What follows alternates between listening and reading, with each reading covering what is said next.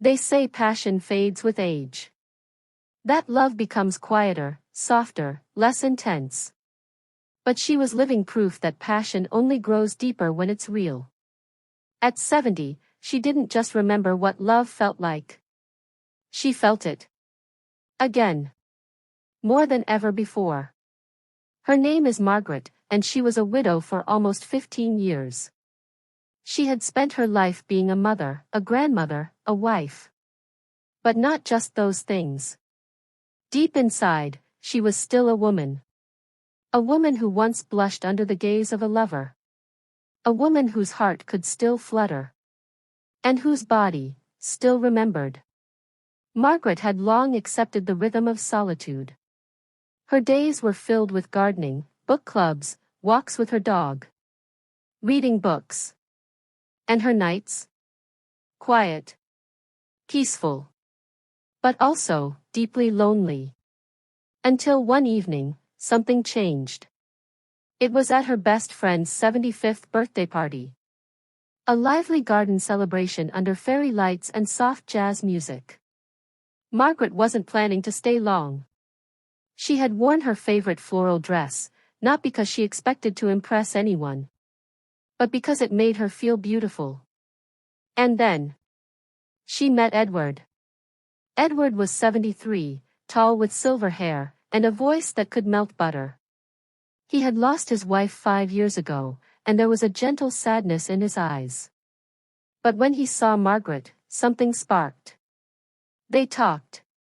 And talked. About music. About losing the loves of their lives. About rediscovering joy in small things, like the way a flower blooms in early spring. Or how a hand can still tingle when it brushes another. As the night wore on, and laughter danced around them, Edward asked Margaret to dance. She hesitated. It had been years.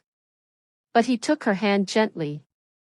And as Nat King Cole's Unforgettable played in the background, they moved. Slowly. Together. Margaret hadn't felt that warmth in years. Not just physical closeness, but emotional connection. Edward didn't just see a 70-year-old woman. He saw her. A week later, he called. Then came the long walks. The coffee dates by the lake. And eventually, the invitation she never expected. Would you come over for dinner? She stood in front of the mirror that evening, wearing a soft rose-colored blouse. Her hands trembled slightly as she brushed her silver hair. Was she too old to feel nervous like this? Too old to feel wanted? But Edward's smile when he opened the door erased all her doubts.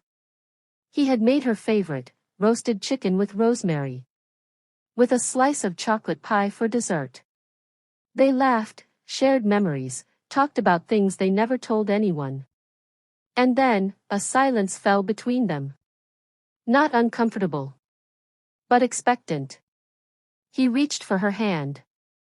Softly kissed her fingers. Then her wrist. Then, her lips. Margaret's breath caught. Her skin tingled. It wasn't rushed. It wasn't hurried. It was slow. Tender. Intimate. Like poetry in motion. Two souls recognizing each other in the silence between heartbeats. They didn't make love that night in a way the world portrays in movies. It wasn't about fireworks. It was about rediscovering her body, her desire, her right to feel again. At 70, Margaret didn't expect her body to respond that way. But it did. She laughed. She moaned softly. She held Edward close. And whispered, I forgot what this felt like. And Edward. He simply whispered back, I didn't. They lay tangled in each other's arms under soft linen sheets, watching the moonlight sneak through the curtains. And for the first time in years, Margaret didn't feel like a ghost of her younger self. She felt alive. Vibrant.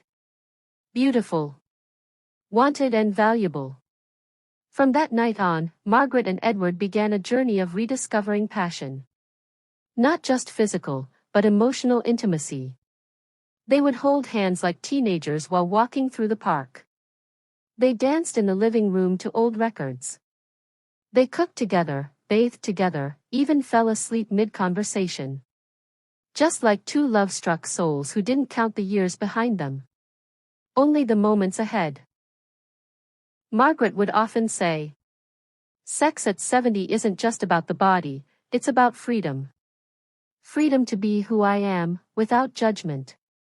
To feel pleasure, without shame. To be seen again, not as an old woman, but as a woman still full of desire." She no longer hid her smile. Or her softness. Or her stories of love, new and old. And Edward? He became her favorite chapter. Now, they sit on their front porch, holding hands with wrinkled fingers, telling their grandchildren about love, without ever needing to explain how deep it truly goes. Because love, passion, intimacy, they don't belong to the young. They belong to the brave. To the open-hearted. To those who believe it's never too late. Not at 50. Not at 60. And certainly, not at 70.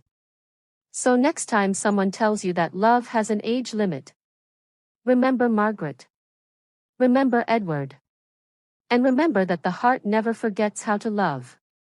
Even if it waits a lifetime. Because at 70, she didn't just have sex.